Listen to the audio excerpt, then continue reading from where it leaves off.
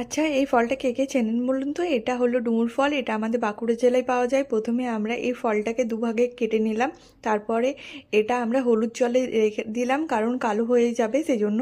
তারপরে একটা প্রেসার কুকারে সেদ্ধ করে নিলাম। তারপরে কড়াইয়ের মধ্যে হলুদ লবণ দিয়ে এই ডুমুরটাকে আমরা সেদ্ধ করে নিলাম।